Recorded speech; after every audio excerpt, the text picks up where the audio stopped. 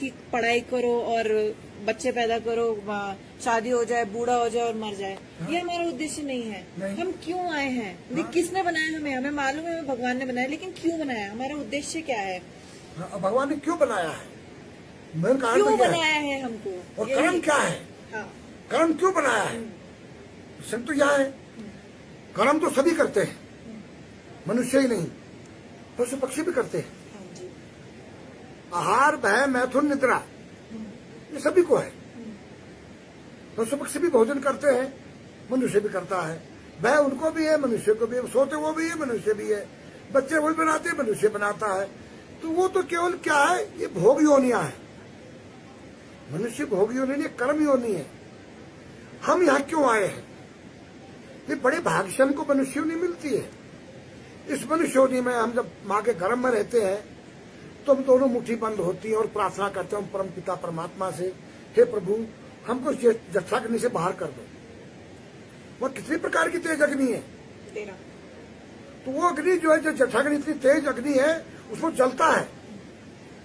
जब माँ अगर मिर्च मसाला ज्यादा खा दिया तो उसको जलन होती है, और वो मीठा भी खाते तो हर कृमि अंदर उसको खाते हैं बच्चे को, तो चिल्लाता है, कहता मुझे बाहर कर दो नरक से। एक प्रकार का नरक है जठराग्नि। मैं दोनों मुट्ठी उसकी बंद होती है। वो कहता है मेरी जो दाएं हाथ की मुट्ठी है, मैं दान करूंगा, पुण्य करूंगा, शुभ कर्म करूंगा, पुरुषार्थ करूंगा, और दाएं हाथ से मैं जप करूंगा, तप करूंगा, साधना करूंगा।